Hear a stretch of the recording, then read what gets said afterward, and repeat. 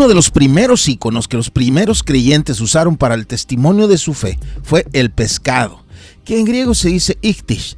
Muy probablemente has visto alguna referencia a en alguna calcomanía que muy probablemente estaba escrita solo en mayúsculas, porque también se usaba como un acróstico, así como en muchas otras maneras. Ya lo veremos en otros videos. Pero hoy quiero recordar no el ícono, sino el primer código que los creyentes usaron para preservar su vida en medio de las terribles persecuciones que enfrentaron por ser cristianos. Reunirse más allá de familias o amigos quedó prohibido por la ley romana, y cualquier reunión que incluyera gente fuera de la familia o de 2 o 3 amigos era reventada por la fuerza militar del imperio. Solo 2 y hasta 3 creyentes podían reunirse bajo el pretexto de la amistad, ni uno más. Y fue entonces que aquellas palabras de Cristo comenzaron a cobrar relevancia para aquellos primeros creyentes. Donde están 2 o 3 reunidos en mi nombre, ahí estoy yo en medio de ellos. Una reunión de más creyentes era el pretexto que necesitaba Roma para matarlos, acusándolos de sedición, de supuestamente reunirse para planear rebeldía contra el imperio. En el año 64, el emperador Nerón, que fue quien asesinó a Pablo, había incendiado la gloriosa Roma solo para culpar a los cristianos.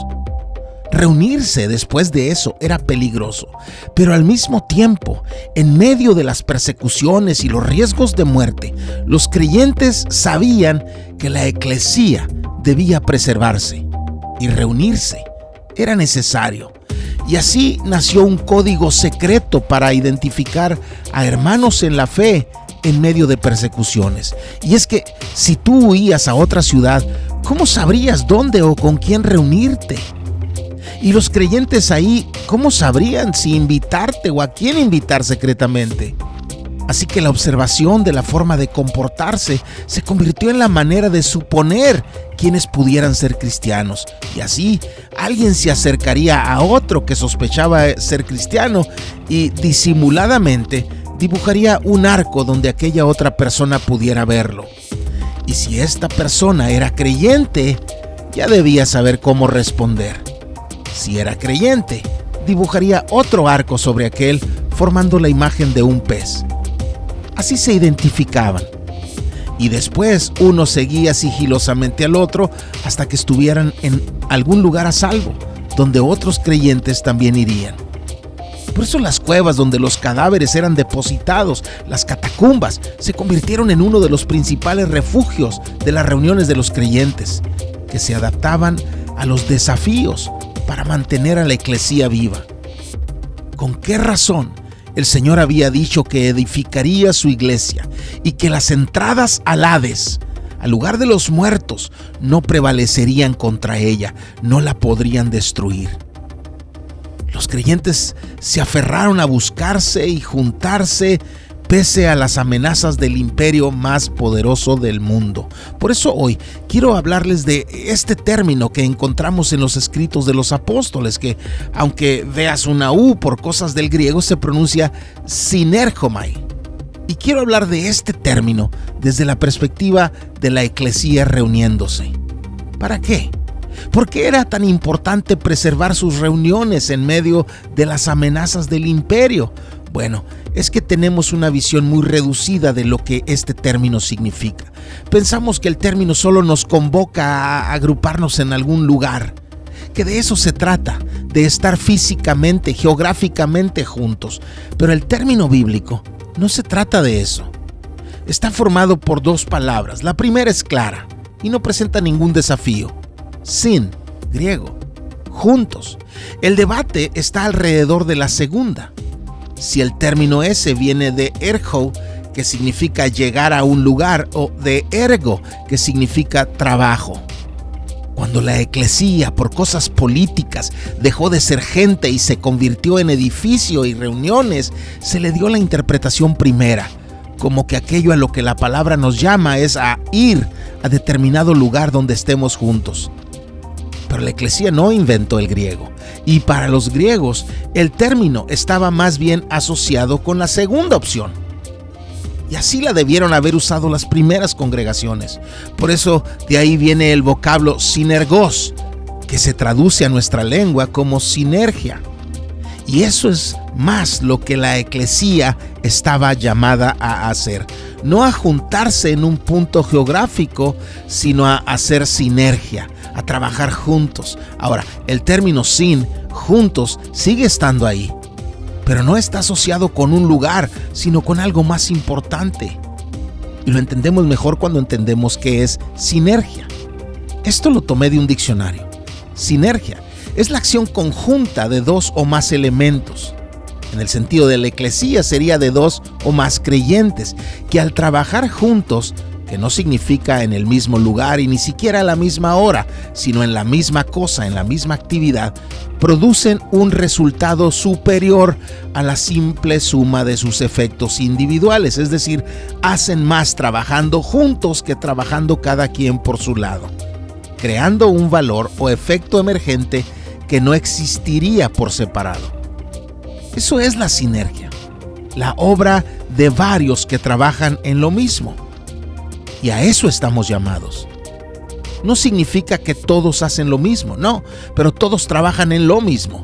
Queda claro en muchas partes de la Biblia, como en 1 Corintios, donde Pablo nos explica que aunque como eclesía somos un cuerpo, cada quien hace una labor diferente, pero a la vez, y aunque hagamos una labor diferente, todos estamos trabajando juntos. Eso hace el cuerpo. Ahora, la palabra sinergomai aparece por primera vez en el Nuevo Testamento en Mateo 1. No es la primera aparición cronológica, pero sí es la primera vez que nos la topamos al leer el Nuevo Testamento progresivamente. Apenas vamos en Mateo 1 y ya está ahí. Pero ahí no sucede en el contexto de la eclesía, sino de José y María y sus asuntos personales. Pero para encontrar y disfrutar la primera vez que sucede en el contexto de la eclesía, hay que ir al principio del libro de los Hechos, donde Lucas, el escritor, conecta ese libro con su escrito anterior, que conocemos popularmente como el Evangelio de Lucas. Y la frontera entre ambos escritos fue el momento en que Cristo, antes de ascender al Padre, antes de regresar al cielo, había dado instrucciones a los apóstoles que había escogido. Ahora, lo que aquí leemos como instrucciones, en griego aparece bajo una sola palabra, y es una muy interesante porque me muestra a un Cristo que voltea hacia los suyos y en vez de darles indicaciones específicas de qué hacer, como lo entenderíamos de nuestro español, más bien les explica las metas a las que deben llegar. Que más que el paso a paso, el Señor les explicó las metas, el fin, el resultado, los objetivos de la eclesía. El paso a paso sucedió después, parados ante desafíos, necesidades y oportunidades, atendiendo primero la enseñanza apostólica y en sensibilidad a la voz del Espíritu de Dios. Es decir, el paso a paso fue resultado de la obediencia, el discernimiento, la sabiduría y el consenso. Así fue que la eclesía se organizó al principio, pero quiero ir muy al principio de la eclesía, justo a ese momento en que el Señor está por ascender tras cumplir su obra aquí en la tierra. Por eso quiero ir con ustedes a este versículo, porque aquí sucede algo maravilloso. Cristo los reunió. Y cuando los creyentes son reunidos, comienzan las inquietudes doctrinales y las ansias por hacer algo, porque creemos que si somos eclesía, debemos comenzar por la teología o por la praxis, por la creencia o por la acción. Aquí leemos al Señor diciéndoles: quédense aquí, no se muevan de aquí, aprendan a esperar. ¿A esperar qué? A esperar lo que el Padre dijo, eso que yo les repetí. A veces queremos ir antes que Dios, adelantarnos a sus tiempos, adelantarnos a lo que Dios quiere, ¿no? A veces creemos que Él viene tarde, que debemos adelantarnos, que nos alcance en el camino porque se está tardando. Yo necesito hacerlo ya, yo necesito saberlo ya, yo necesito decidirlo ya. Y el Señor les dice: quédate ahí, espera a lo que Dios dice. Pero, ¿y si lo que Él quiere no se parece a lo que yo quiero? ¿Qué debo hacer? ¿Olvidarme de lo que Él quiere y aferrarme a lo que nace de mi voluntad? No, quédate ahí. Y aunque te cueste, baja el volumen de las voces de tu corazón porque ese es engañoso. Quédate ahí y espera lo que Dios dice. Pero es que, repito, apenas los creyentes son reunidos y comienzan las inquietudes doctrinales y las ansias por hacer algo. Un poco más abajo leemos esto. Entonces los que estaban reunidos le preguntaban: Señor, ¿restaurarás en este tiempo el reino de Israel? Queremos entender tu agenda de los tiempos, queremos conocimiento, queremos claridad escatológica. Apenas los creyentes son reunidos, comienzan las inquietudes doctrinales y las ansias por hacer algo. La doctrina no es mala, el hacer algo tampoco, pero tenemos que entender dónde va cada cosa. Jesús les contestó: no les corresponde a ustedes, no les corresponde a ustedes saber los tiempos ni las épocas que el Padre ha fijado con su propia autoridad. No se preocupen por lo que no les corresponde, preocúpense por lo que les toca hacer a ustedes. Pero recibirán poder habiendo venido el Espíritu Santo sobre ustedes y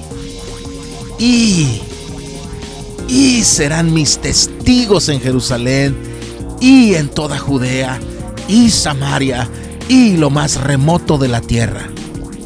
Pero con todo lo emocionante que es este versículo, quiero regresar aquí, porque les dije que aquí sucedió algo que me emociona. Ya leímos donde poco después estos que estaban reunidos le preguntaron al Señor sobre los tiempos, pero no notamos algo que pasa en el griego. En este versículo se usa una palabra griega, sinalizómenos, que nace de la fusión de dos términos: sin, que significa juntos, y halizo, que significa empujar, presionar. Cuando leemos que Cristo los reunió, lo que el término original nos quiere decir es que el Señor los apretó, los empujó uno junto al otro, como tomar varias piedras en una mano y juntarlas cerrando fuerte el puño. Quiere decir que tras dar su sangre y su vida por nosotros y tras habernos explicado los objetivos de la eclesía, lo primero que hizo para echarla a andar fue juntarnos, empujándonos uno con otro. Eso por sí solo me emociona porque me recuerda a Cristo orando en el Getsemaní poco antes de su muerte, de frente al templo, de frente al altar del sacrificio, a los sacerdotes, a los lugares santos, a los atrios, y en medio de su angustia extrema, orar por nosotros, por su pueblo, por su eclesía, diciendo: para que todos sean uno, como tú, oh Padre, estás en mí y yo en ti, que también ellos estén en nosotros, para que el mundo crea que tú me enviaste.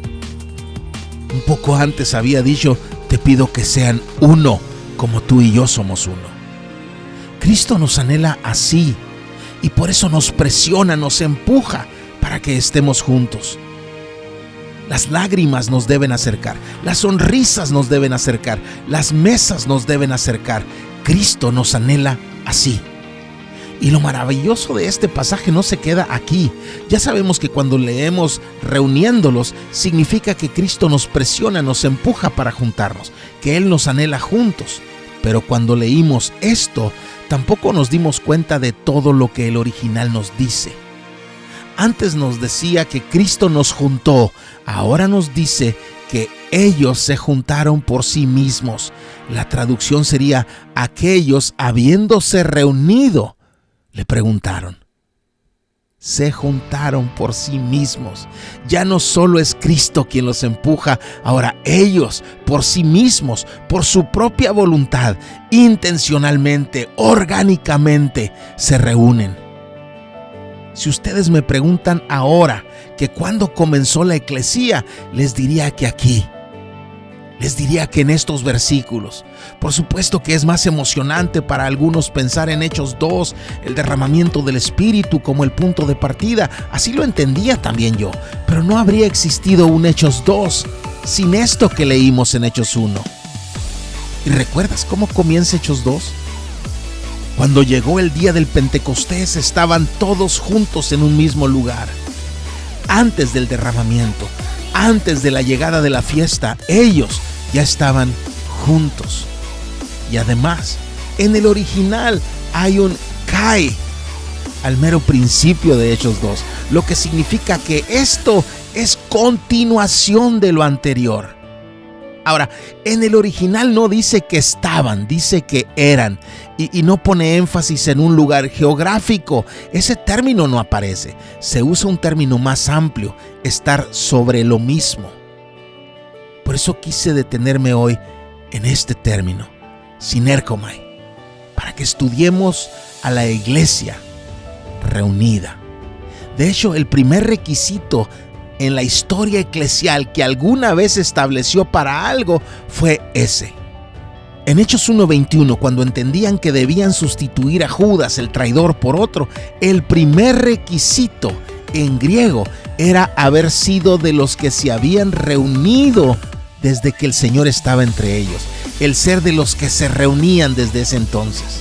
El término griego sinerkomai, en el contexto de la eclesía, es notoriamente relevante en 1 Corintios 11 y 1 Corintios 14. De hecho, en el capítulo 11 aparece 5 veces muy cerca una de la otra. Y aunque en el capítulo 14 aparece menos veces, es claro que el capítulo entero pone a ese término en el contexto de la eclesía. Por eso tomo sinerkomai como referencia a aquellas actividades fundamentales que sucedían cada vez que los cristianos se congregaban como iglesia. Por lo descrito en lo que conocemos como Nuevo Testamento, sabemos que hay 7 actividades que pueden realizarse en cualquier reunión de la eclesía. 7 actividades que pueden realizarse en cualquier reunión de la eclesía. Les menciono 4 de ellas. Oración. Por ejemplo, en Hechos 12 leemos que Pedro fue encarcelado y Dios le sacó milagrosamente de su prisión.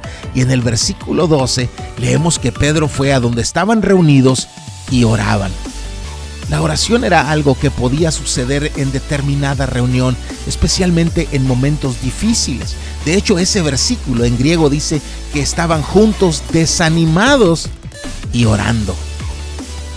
Otra actividad era lo que ahora llamamos discipulado, el crecer en el conocimiento de la palabra. Los apóstoles enviaban cartas para que la eclesía reunida las leyera y las meditara. Pero no es que llegaba una carta para cada día de reunión, pero a veces habría alguna carta que leer. El discipulado era algo que podía suceder en determinada reunión. Otra de esas actividades es lo que hoy llamamos alabanza y adoración, que solemos reducir a momentos musicales, pero son cosas que salen del corazón y no de algún instrumento. Al final de Hechos 2, después de decirnos que los creyentes comían juntos con alegría y sencillez de corazón, nos dice alabando a Dios. Esas expresiones que glorifican y agradecen al Señor eran algo que podía suceder en determinada reunión y generalmente eran espontáneas. Es decir, eran orgánicas y eran intencionales. No eran canciones a las que estábamos obligados a cantar, eran expresiones que se sentían. Otra de esas actividades era la koinonía. Aparece sutilmente en muchos momentos de la Biblia donde los creyentes estaban reunidos. Y en el video anterior leímos Hechos 2:42 y sabemos que la koinonía era algo que podía suceder en determinada reunión. De esas 7 actividades, en total 4 de ellas podían suceder en determinada reunión. Podían. Pero junto a ellas hay otras 3. Pero esas 3 son actividades que, si leemos con cuidado la Biblia, sucedían cada vez que la eclesía se reunía. La primera de ellas es la predicación. Aunque este término en español es una generalización, es un poner todo debajo de un mismo término, Pablo usó 5 términos al hablar de eso. La leso, hablar, que se refiere a conversaciones bíblicas que Pablo tenía con los creyentes al reunirse. También dice apocalipsis, revelar, que era dar a conocer algo que estaba escondido. También dice gnosis, que era transmitir conocimiento experiencial, es decir, aprender haciendo. También está profetía, el anunciar algo que sucederá. Y está también didagé, enseñar, transmitir conocimiento conceptual, el enseñar conceptos, ideas. Alguna de estas 5 acciones debe suceder en la iglesia cuando decimos predicar. Y quizás tú digas, pero no toda la iglesia predica. Eso es tarea de una sola persona, pero en realidad no. El que habla tiene la gran responsabilidad de lo que dice y dará cuenta de qué dice y cómo lo dice. Pero el que escucha tiene la gran responsabilidad de lo que escucha y dará cuenta de ello. No es como en un salón de clases de una escuela secular donde el profesor habla y los niños están viendo por la ventana o saliendo al baño. En la eclesía, el predicador tiene una gran responsabilidad, lo que dice. Los demás tienen una gran responsabilidad, lo que escuchan. Otra de las actividades que debe suceder es la edificación mutua, el construirse recíprocamente unos a otros. Y observen cómo era algo que debía suceder cuando se reunían, es decir, cada vez que la eclesía estaba reunida como eclesía. Y noten también que esa es tarea de todos. La eclesía junta, construye. Eso es edificar, construir. Construimos personas bíblicamente, construimos familias, construimos gente, construimos soluciones, construimos estrategias y lo hacemos juntos. Alguien cantó, alguien contó, alguien leyó, alguien lloró, alguien sacó una guitarra, alguien sacó un sartén, otro sacó un libro, alguien dio un consejo, alguien dio un abrazo, alguien preguntó, alguien respondió, alguien nos desafió, alguien nos alegró. Estas últimas 2 actividades las hemos enfatizado desde hace mucho, ¿no? Creo que ya cualquiera de ustedes puede hasta dar clases en algún instituto bíblico sobre ellas, pero dar clases significa que sabemos del tema. Pero no se trata solo de saber, debemos hacer y debemos cuidar que se haga y debemos crecer en ello. Que no lo dejemos solo en responsabilidad de una persona, que todos juntos empujemos para que esto se lleve a cabo. Al mismo tiempo, debemos aceptar que hemos omitido el participar cotidianamente de esto. La Kyriakon Dipnon, la comida del Señor. Esa comida que era en recordatorio de nuestro Señor Jesucristo. Los primeros creyentes la celebraban cada vez que se reunían como eclesía. Lo encontramos sugerido en este versículo, pero confirmado en varios documentos antiguos que describen la vida de las primeras congregaciones. Por la cotidianidad con la que se llevaba a cabo y la actitud con la que participaban en ello, incluso algunos de los primeros discípulos, hizo que esa práctica se desvirtuara, convirtiéndose en un tiempo de autogratificación y ya no en el deleitarnos en la comunión y edificación con otros mientras recordamos y anunciamos a Cristo. La segunda mitad de 1 Corintios 11 gira en torno a eso. Y también Judas, el hermano de nuestro Señor Jesucristo, tuvo que lidiar con ese problema. Pero esa comida era una de las 3 actividades que la Biblia nos da a entender que ocurrían en cada reunión. Que Dios nos ayude a disfrutarla cada vez con más frecuencia, sin perder de vista su propósito. Pero estas son las actividades que la Biblia enseña sobre las reuniones de la eclesía. Y 3 de ellas deberían suceder siempre. Y deberíamos trabajar en encontrar la manera de vivirlas a la altura de lo que Dios espera. Esto es lo que hace la iglesia cuando se reúne. Esto sucede en las reuniones de la eclesía. Y eso es entonces lo que debemos hacer nosotros.